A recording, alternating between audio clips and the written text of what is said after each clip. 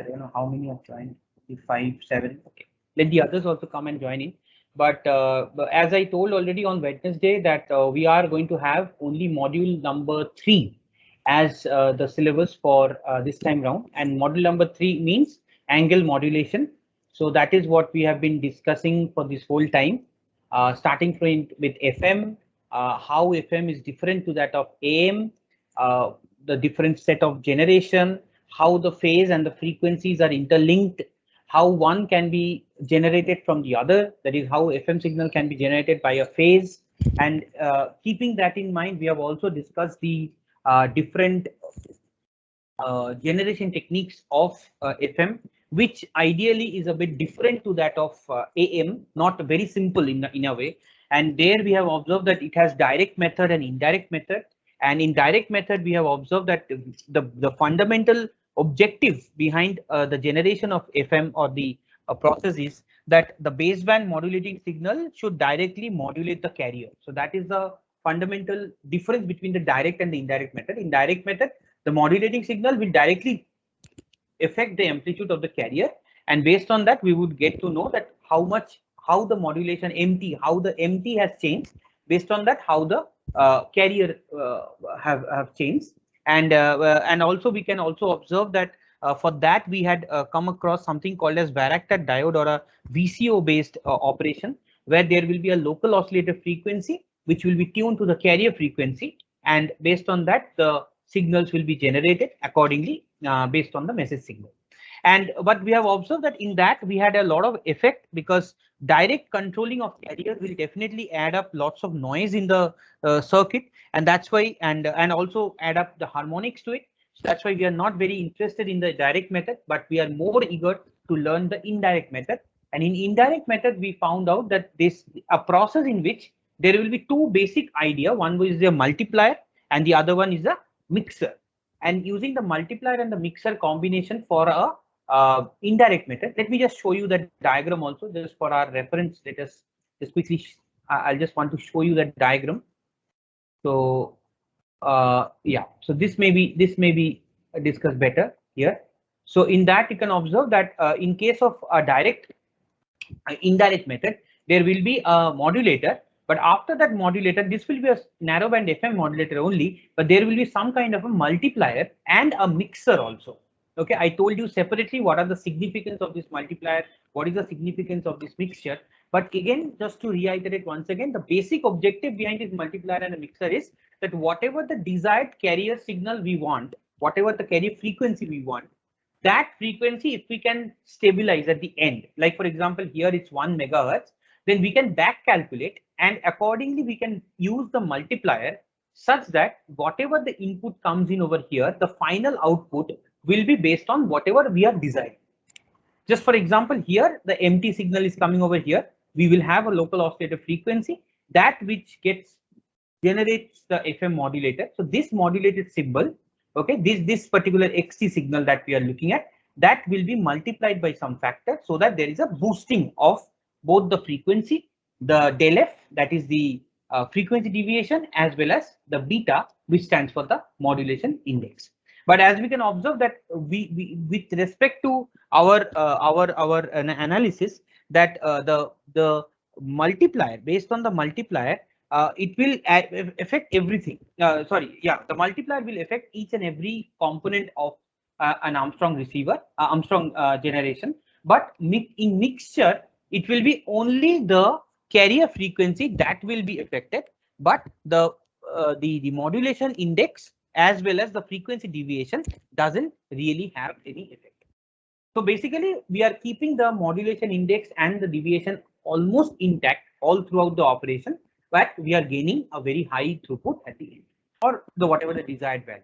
Just for that, we had this specific example. So even in your questions, in your CAT2 questions, there can be scenarios where you can find out that what can be the multiplying factors, or maybe you will be asked to how the mixing is working, how the multiplier is working. Like that, maybe some questions can be asked. All right, so we'll solve the numericals also today, and I'll show you that as well. So keeping that in mind, this was the base of the knowledge that Armstrong method that we have. Keeping this in mind, we came to the demodulated side, and in that demodulated side, we have primarily discussed the slope detectors and balance slope detectors, which ideally are the very similar, except that in both the cases, we are using some kind of an envelope detector at the right hand side, where the diode resistance and capacitance combination is generating a modulated data or a or the XT or the baseband signal once again from the FM signal. And in that we have observed that the slope detector, although it works pretty nice, but the linearity region is much smaller. That is, it is insensitive to many of the frequency range. So that's why to improve the range, we are using in balanced slope detector a combination of both the slope, and that's what we have done. But this balanced slope detector was again effectively used in the same order almost when we discussed the Foster-Seeley detector or the phase discriminator, where the difference in phase amongst the two slope detectors or amongst the two segment of the circuit, I would say, generates a output signal. Okay, so the phase difference will initiate a portion of the signal will have greater output compared to the next one. So like that, it will be considered as the phase discriminator based of FM detector or a Foster-Seeley detector. And even the Foster-Seeley detector can be further improved by something called as ratio detector, where we are adding up a new component or a large capacitor of C5, which actually instills a damping nature of it. That is an limiting circuit or an amplitude limiter kind of an option that is being provided to the end result. So that is also a possible solution for FM detector, because in case of the balance, in case of the Foster-Seeley, there is no such inherent amplitude limiter which is present, and that is the one of the biggest reason why there will be noise that will also get equally recognized at the receiver. So to eliminate that, usage of ratio detector is a better option. All right. And coming to the comparison of it, this is also like I'll share this with you also, but this is already we have discussed, in fact, that you can see the alignment of the parameters. So in case of balanced slope detector, critical as 3 circuits are to be tuned at different frequencies. Remember that there are 3, that was a basic and the major disadvantage that led to Foster-Seeley detector, because there was only one carrier frequency FC. Okay, so that is a very important advantage. And naturally, ratio detector is an advancement to Foster-Seeley. So most of the things are almost the same. So that's why you can observe that the second and the third column is almost the same. Okay, almost the same. You can see amplitude limiting. This portion is where ratio detector has provided by a ratio detector, whereas for Foster-Seeley it is not there. Okay, so that is one of the disadvantage of Foster-Seeley. I've just now discussed only. And you can see that the application wise, balanced slope detector will not be used in practice because of its own inherent problems. Whereas Foster-Seeley is very much used in FM radio stations, satellite stations and all. And ratio detector is more best found in TV receivers, sound, narrowband FM receivers. It is more commonly used in practice. Keeping this in detector in mind, we also came into something called as we call the VCO and PLL. I told you the PLL, the phase lock loop, very interesting way of detecting the FM. But here the one of the most important first phase was that the phase of the transmitted signal and the phase of the feedback signal through VCO should be mapped or should be locked. And until the point it is locked, any frequency, whatever be the change inside the frequency, it will be reflected in the output. Okay, and that led to something of a derivation. I told you that how it is derived, and finally we came to a conclusion after all this that the input and the output are having somewhat a proportionality relationship. That is, whatever we are sending as an input to the PLL, usually at the output also we are supposed to get a very similar kind of output. What with regarding that, some scaling factor of Kf by Kv might be there. Okay, so that was the biggest advantage of PLL. Along with that, there was discussion, very interesting discussion on the free running frequency as well as the lock range as well as the capture range.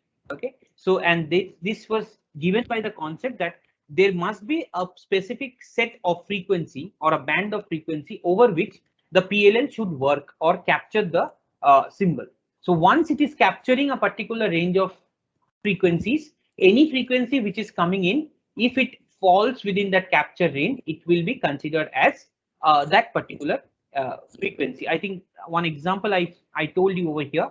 Okay, so if suppose this is the example I am talking about, I'll also share you one video of this, which will give you a very nice idea. So as I said, like F0 is a free range or free running frequency, and suppose FC1 and FC2 is a capture range. Okay, but now suppose at the initial case there is a frequency that comes in, okay, which lies somewhere in the capture. If that is the case, if that F1 is a capture range, so now any frequency whichever is coming in, okay, that will result into some kind of a capturing of the that the same input frequency will be reflected at the output. That's the main objective. So there won't be any change in the frequency at all.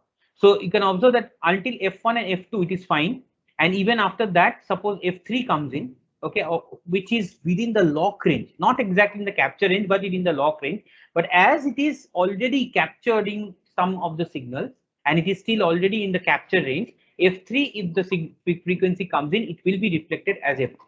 Just remember one thing, until and unless a signal is getting captured or a frequency is getting captured for that particular PLL, okay, there won't be any change, or there won't be this replication of the input to output.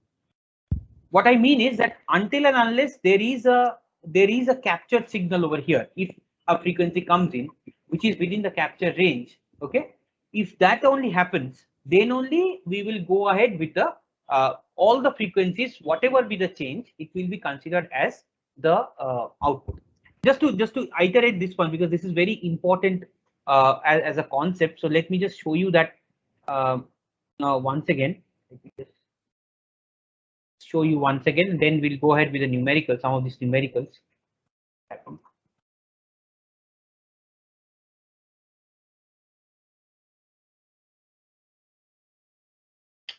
Okay, something happened with this.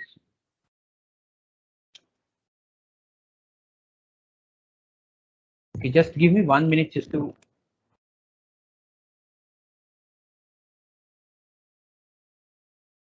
Okay.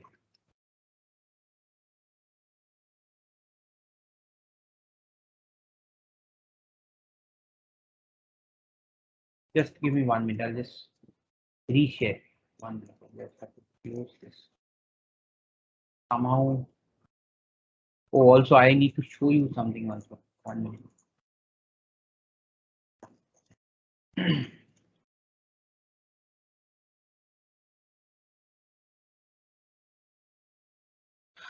Okay.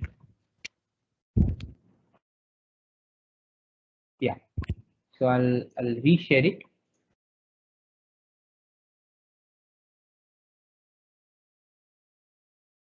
Yeah.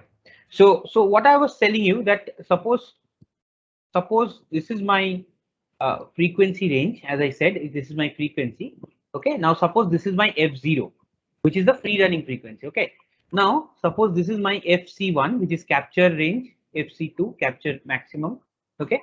And then we have a FL1 and we have a FL2. So this is my lock range. Okay. So let me just draw it once again. This is the spectrum of PLL. This is my lock range, and this is my capture range. Okay. Hopefully this is understandable to all of you. So this is now, okay. Now let's have the first frequency as F1. Now you can observe that F1 lies ahead before the lock range.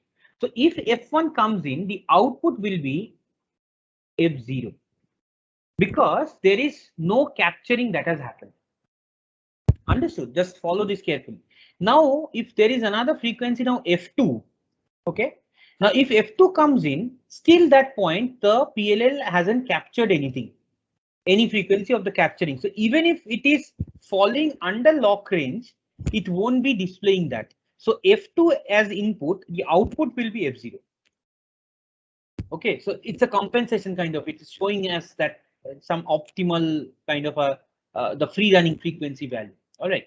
Now, after that, if F3 comes in, and if it falls within the capture range, this is the sequence where F3, if it is input, the output will also be F3, not the free running. Free running will only happen till the point the capturing has happened. Now suppose F4 comes in, okay, and it lies somewhere over here. So for F4 also, okay, input frequency, the output will be F4 because the capturing has already happened.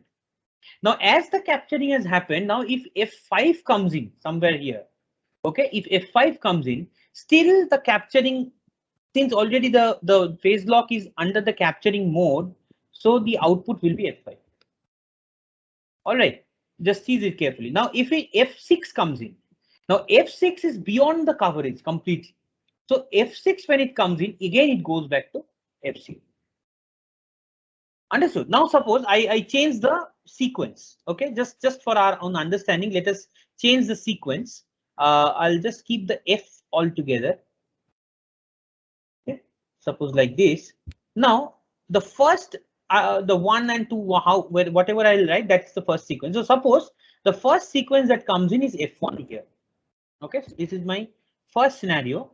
Now the second scenario, the first comes over here. Now, even if it is in the lock range, since it is beyond the capture range, the F1, if it comes in, it will be reflected as FC because it is still yet to get captured. Now, suppose the second frequency comes in F2. Follow this. I'm just giving random values. The output will again be FC because again it yet to get captured. Same way, suppose the next frequency comes in F3, which lies somewhere here and which is beyond the scope of lock range anyhow. So output will be again FC. Now we have F4 over here. Again for F4, since the capturing is yet to happen, the output is FC. Now suppose F6 comes in over here. Now that is the capture range. So F6 will involve the output as F6. Now suppose F8 comes in. See, now if F8 comes in, which falls within this range, since at least one frequency has made the capturing thing happen, so even if F8 comes in, the output will be F8 because the capturing has happened over here. Okay, so until the capturing haven't happened for a particular PLL, it will go on sending the free running frequencies. But only after the capturing has happened, input and output is mapped. Okay, so that is basically the characteristics of a PLL that is being used as a option for most of the conventional FM receiver. Okay, so you can observe that this is basically tuning that we are doing. We are basically trying to make a tuning such that by giving this feedback, you remember the diagram, the VCO was present. Okay, so there was VCO somewhere over here and it was giving a feedback to the input. So like that, there will be a negative feedback. As I said, it's kind of a negative feedback. Based on that, it will go on creating a difference between the input signal and the output. All right, so this is one of the things that we have discussed on the overall with our discussion on this topic. Now let us try to come up with some numericals. Let us try to solve some numericals on this so that our concept becomes little clearer.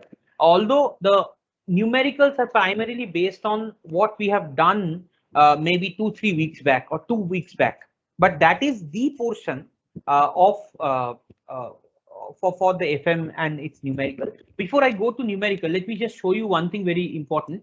You can observe this is my VTOP course page. Okay, so in here you can observe that till today, this is 22nd, I have updated all the materials over here. Okay, and in all these materials you will find that both the class notes, both my individual notes, as well as some reference from some books which are referred, which can be referred, all has been updated. Along with that, there are numerous numerical files like the files for the numerical. Okay, that also have uploaded. Although I won't be getting to solve all the questions, all the numericals which I have given, I would suggest you to just look into the question, how they had been solved, and let me know if you have any problem. Okay, because all the questions are similar to what I'm showing you right now. Only maybe the data might change, maybe the structuring might change. So I thought of taking this one example, okay, and maybe the three examples are there. So I'll finish off with on the whole thing, and I'll let you know that you let me know that whether you are comfortable with it. Okay. So first thing is but like this gives you an understanding that which are the areas you need to focus on more. Okay. For your solution for the numericals and all those things. And in CAT2 also, you can't expect any theory coming in. Okay, it will be mostly a numerical based questions, okay, or analytical reasoning based question. There won't be any theoretical like explain the ratio detector, advantage of balance modulator or a Foster Seeley detector. Those things is hardly ever going to come. Okay, so it will be more of analytical based question. All right. So let's have try to find out this particular question and its solution. So for an for an FM modulator with peak frequency deviation of 10 kilohertz, a modulating signal uh, and a frequency of 10 kilohertz, peak modulating signal amplitude of 10 volt and 500 kilohertz of carrier. So these are all the specifications provided. Question is actual minimum bandwidth from the Bessel table. Second, plot the output frequency spectrum for the Bessel's approximation. And third, approximation with minimum bandwidth for Carson rule and comment on the results. Okay, so hopefully this can be thought out well for the case. So let me just try to do this question in the other page. Okay, so I would do one thing. I'll just copy this whole thing because it will need some space actually. So I'll just do it over here. All right, so these are the things. Hopefully this is visible. I didn't ask you one thing. Today my voice or internet, does it had any issue? Did you face any issue with that? Like we were having on last day's class, like Monday's class? Anyone having issue? No, sir.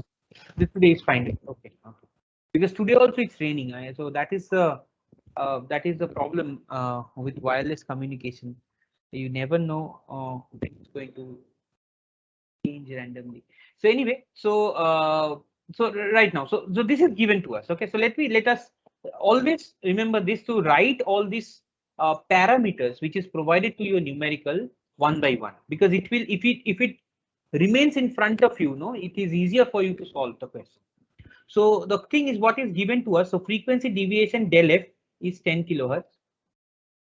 Okay, a modulating signal frequency, so FM is 10 kilohertz. All right, peak modulating signal amplitude of 10 volts. So maybe I'll write VM. I'll write it as VM as 10 volt. Okay, and we have 500 kilohertz carrier. So FC is 500 kilohertz.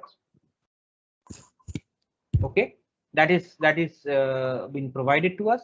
And along with that, also it is provided. It is not given since we are not using the Bessel table here. It's provided that for MF equal to 1, for modulating frequency equals to 1, the component J0 is 0.77, J1 is 0.44, J2 is 0.11, and J3 is 0.02. Okay. So these are all the specifications provided to us. These J values are the Bessel's coefficient which we can derive from the table. Although if it is in most of the questions it will be provided to you, I will still share the J component, not the J, sorry, the Bessel's function and its table, okay, in the course page. So in all probability, it won't be needed at all because the data will be provided to your numerical itself. But if it is not, then try to find out from the table that what are the values. It's a very simple table actually, because in the left hand side you will find that MF, the modulating frequency or modulating index will be there, and here it will be JN. That is all the coefficients. Okay, so you can check it from the table. I'll share the table later on. If possible, I'll inform you. So this is given to us. Now, okay, let's first of all find out that what is the minimum bandwidth from the Bessel table. Okay, so if you observe here, that to find out the bandwidth, okay, to find out the bandwidth, we already had derived a specific set of equation. Okay, so one was with respect to Carson rule, but we are not going to use the Carson rule at this point because the third question asks us for the Carson rule. Okay, but the other thing which was there, that is the bandwidth, which was called as the practical bandwidth, that was given by 2 into FM multiplied by the number of sidebands, significant side. Okay, so this was one of the scenarios over here. Okay, so in this particular example, okay, in this particular example, you can observe just one thing. Yeah, very important note. This you should make a note of. When you are looking at this J0, J1, J2, J3, okay, just remember that this J0 that you are looking at, no, this is devoted for the carrier. Remember the diagram, if you remember, I don't know how many of you remember, this was the diagram actually. There was like this, then there was some sidebands, okay, like this. It will go on infinite. I remember I told you that in FM there can be infinite number of sidebands. So the point is this first J0 will always be given or credited for the carrier. What we have mentioned over here is number of significant sideband, not the carrier. So how many are left with? How many number of significant sidebands we are left with? So that is J1, J2, J3. Okay, I'm repeating it once again. What I did, although there are 4 coefficients of J which is provided to us, what we have to find out is the number of significant sidebands. The table, if you are referring to the table, unfortunately I can't show you at this point because I don't have it right now with me. So in the table is formed with respect to the significant sidebands only. Got it? So here, if this is my J0, this is my J1, this is my J2, and maybe this is my J3 as well. So the significant sideband is 3. Okay, so 1 is over here, rather here 3, and naturally, as we know that from the left hand, right hand side, there will be symmetrical. So basically, total 3 sidebands are there. Total 3 sidebands are there, although the frequencies are different. So this 3 indicates the 3 sidebands, 3 significant sidebands. All right. So this you have to understand one. So FM is 10 kilohertz multiplied by 3.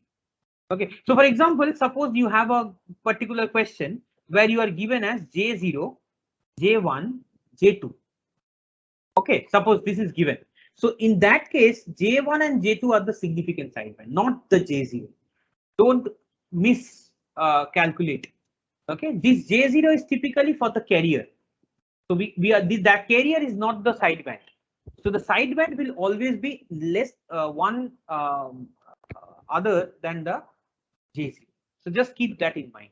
Okay, so here also 3 sidebands are significant. So this is the case. So we are getting around 60 kilohertz for the practical bandwidth. So we will write it as practical bandwidth. Okay. Now let us try to find out what is the value of using the Curson rule. Okay. So let me just put the Curson rule also. Yeah. So maybe the second one is, second one was the plot. Okay, plot the output frequency. Now how we are going to plot? Simple, very simple. So we have a x-axis, which is ideally the frequency. I have already actually drawn on top. Now what we have to do is we have to do the spectrum. So this is suppose one. Okay, let me just draw it first. We'll decide later. Or no, we will go stepwise. We'll go stepwise because we will get confused otherwise. So what we have to draw is we have to draw the spectrum of this particular scenario using the Bessel's function. So how we are going to approach? So first of all, we have to find out that what is MF, because only with respect to MF, this 3 significant sideband that you are using, this is with respect to MF equal to 1. So we will verify that again, that if it is 1 at all. Okay, so MF is equal to del F by FM. Del F is given by 10 kilohertz divided by FM, which is 10 kilohertz, and this is equal to 1. So we also verify that MF is equal to 1, and that's why the JF components are also given over here. Although you are supposed to find it out in the table, but we have remodeled the question a little bit so that our time is saved a little bit and we can solve it quickly. So MF equals to 1, J, I have 4 components. So what we have to do is we have to find out what is VJ0. That is the amplitude of at the carrier instance. Okay, so that is nothing but, remember the formula. If you remember the formula, so that was equal to, I would write VM multiplied by J0. This we have solved a question prior also. So VM is 10 multiplied by 0.77, because J0 is 0.77 already provided here. So this is given by 7.7. Similarly, Vj1, this should be Vm into J1. Okay, J1 is 0.44, so 10 into 0.44, 4.4 volt. Okay, third is Vj2, which is Vm into J2, which is 10 into J2 is given by 0.11. Okay, so this will be 1.1 volt, and Vj3, which is Vm into J3, this is 10 into 0.02, which is given by 0.02, so 0.2. So these are the amplitude. Now, if you go back, that I have already somehow drawn this to illustrate you. Okay, so let me just now try to figure out what is the exact spectrum. So let me just draw a fresh page over here. So my axis is here. That is my axis of frequency. So I'll first draw the carrier FC, okay, which is at 500. Okay, already provided in the question. Remember, in the question it's already mentioned 500 kilohertz carrier. So that we have mentioned. Okay, now the first sideband. Okay, what will be the first sideband? So okay, now the amplitude at this point. What is the amplitude at this point? Fj0. Vj0 is indicating the amplitude at the carrier.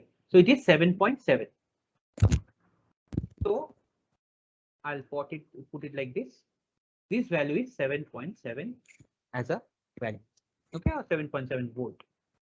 Now, first component. Okay, there are three significant sideband. Okay, so in the right hand side, this one, how much will it be? Can anyone tell me what will be the frequency over here? What should be the frequency of F1? Suppose I write it at F1. Because there will be F1, F2, and F3. Because these are the three component, three sidebands which is present. All right.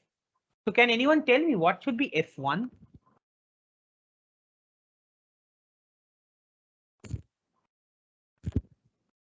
Anyone?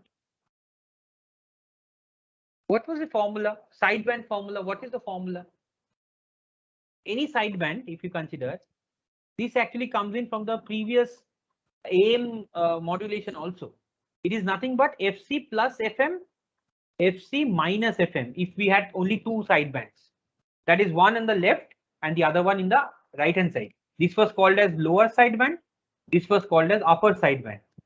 But since here we don't have any upper or lower, but there can be infinite number. So as I told you, this F1 is nothing but FC plus FM. What will be F2? Similarly, FC plus 2 FM. F3, FC plus 3 FM. Like that, so on and so forth, if there are more number of sidebands available. All right. So this is nothing but 500 plus FM. What is FM given?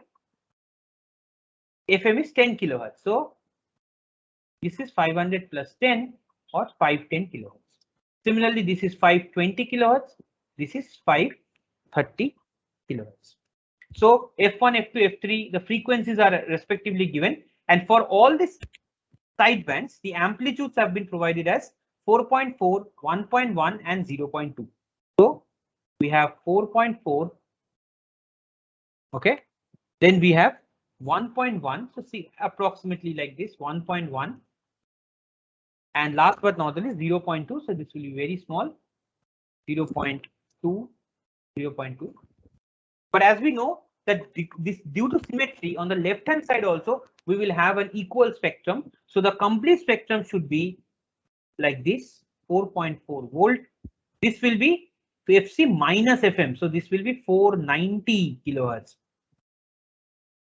Any doubt with this? Anyone? How to calculate the frequency? This comes in from FC plus FM, FC minus FM. The upper sideband, lower sideband equation. Simple. Previously, only in amplitude modulation also we done that. Same thing we are applying here. So this is FC minus FM actually. This is FC minus FM. So this, if suppose I mark this as F, maybe I would say FA. Okay, just for our illustration. Okay. So FA is equal to FC minus FM. FB is equal to FC minus 2 FM, symmetrical. FC is FC minus 3 FM, symmetrical. Okay, so this is 490. The next one over here, we'll have the amplitude 4.4 is given. So this is 1.1, just like this side. Okay, and the frequency will be 480. Okay, and the last but not the least will be here, which will have 0.2 volt, but this will be 470 kilo. So the complete spectrum of this particular scenario is given by this. All right, now let's take it with the Carson rule. Okay, the third option that we have, that how we compare with the Carson rule. The Carson rule, as we know, was 2 into del F plus Fm. This was the equation for Carson rule. All of you should be knowing this. Okay, or you at least revise these equations because they will be used. So 2 into 10 kilohertz plus 10 kilohertz. Both are 10 kilohertz.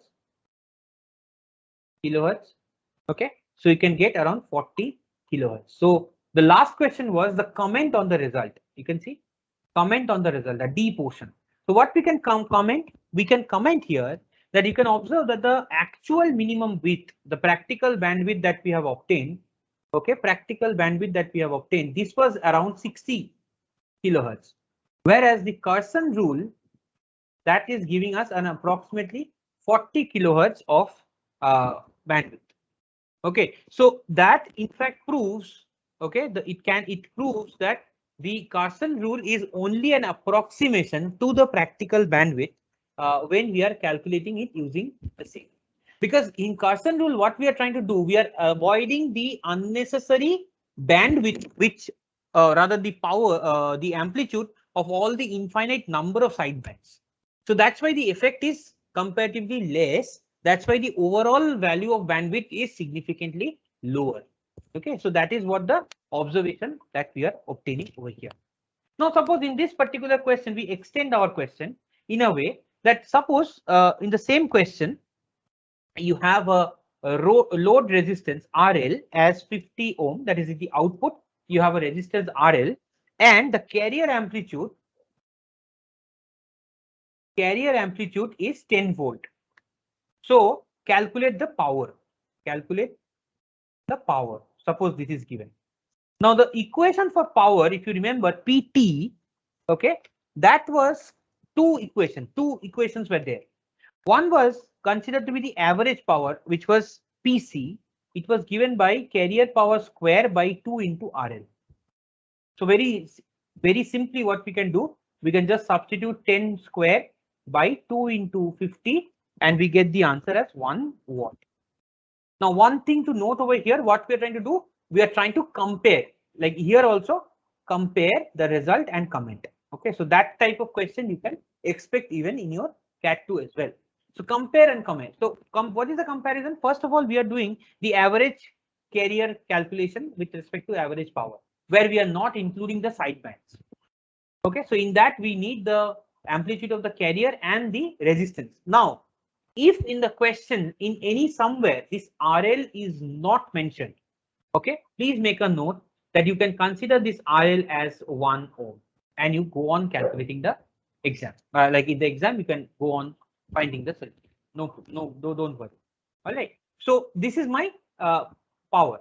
But if you observe the exact power, okay, the exact power that we actually have is given by PT. The total power is given by PC plus PSB, where PC is the carrier power plus the sideband power. So here there are 3 sidebands, if you remember. So how we get what should be the form of equation? So this will be EC square, or I would write AC square since I have mentioned it as AC.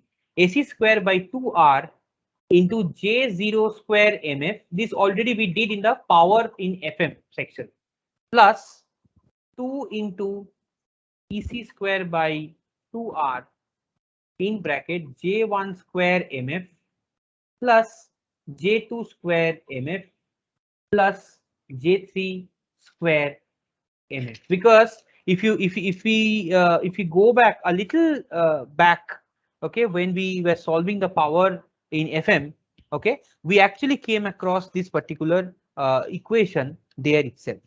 Okay, and I would urge all of you to look into it. It was something like this. If I happen to refer here. So it was like the PBL. Okay, so the PBL, it was like PBL, it was equal to summation n equals to minus infinity to infinity EC JN MF square by 2. So like this it was there. Okay, so that is what we are mentioning over here, and we are trying to calculate the same over here. And you can see that if we go on calculating it, because we already know all these parameters, because MF is 1, and for MF equal to 1, we already know that what are the components over here. So we go on substituting it, and the final results will come in as 1.0051. So what we can expect, the comment and result, that average power and the total power is almost the same. Okay, so the modulated wave and the unmodulated wave have the similar kind of power. So the power content is almost the same even with the FM signal. So whatever we have sent as a power, the power remains almost the same. It doesn't alter.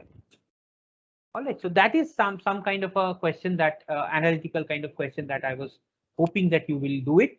And similar questions, similar kind of questions with solution and all have already uploaded in the material, which you can look into. Similar like this, maybe like for example, a carrier frequency of 100 megahertz. So carrier frequency FC is provided. Is frequency modulated by a signal xt 20 sine 200 pi into 10 to the power 3t. Now, the point is that you have to identify this part. This is the most crucial part. Remember, this mapping that you are doing, that this xt 20 sine 200 pi 10 to the power 3 t is actually mt is equal to am 2 sine 2 pi fmt. That this is basically the way the modulating frequency modulated signal should look like. This representation is what is the significant part. If you are not able to identify it, you won't be able to solve it, because if you can identify it, you can definitely observe that the FM is 100 kilohertz, because 2 pi FM, this is 100, this is my FM. Okay, if you compare both these two equations, the amplitude is given by 20, so that 20 comes into here. So you can extract some data out of the equation. Okay, so now finding the bandwidth of the FM signal, where the sensitivity is provided to us. So bandwidth of it, because we only know about we don't know about the deviation. Do we know about the deviation? No, we don't know about the deviation. So finding out is a little difficult with the conventional technique, because if you use the Carson rule, if you normally use the Carson rule, it will be difficult. So what will happen, like del F plus FM. Okay, so you have FM, but you don't have del F. Okay, so that is the problem. So you needed more information, but for that you can observe that we have a frequency sensitivity provided to us, and frequency sensitivity is nothing but the KF. So we have an equation like this. Remember, in the very first few classes we had solved. So KF AM by FM, substitute all the results and you get a MF. Okay. Now from the table, from the Bessel function table, for the particular MF, you find out how many significant sidebands are there.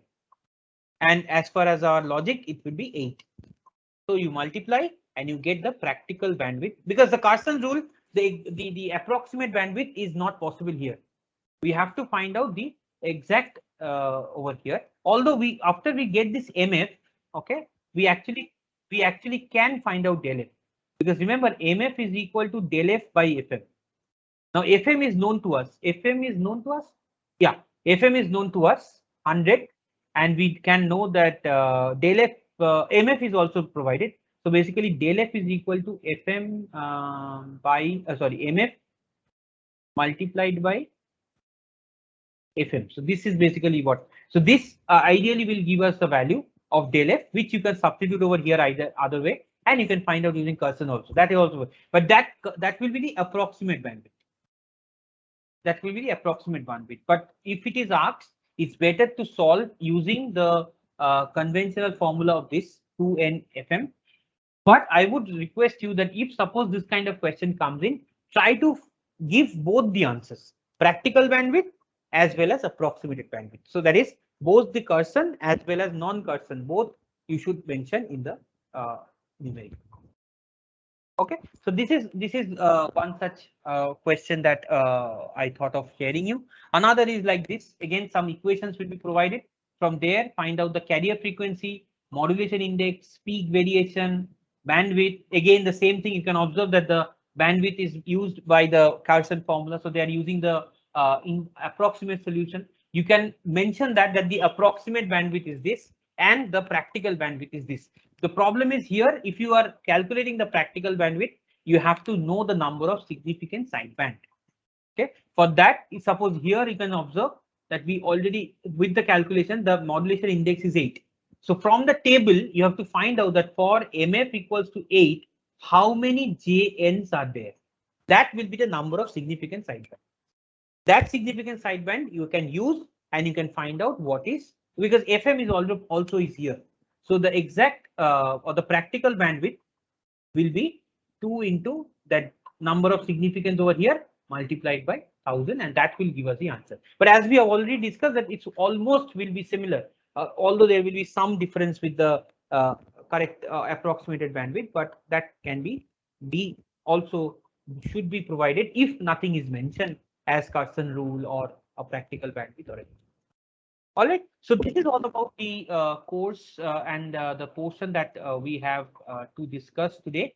And let me stop sharing with you as well as stop recording.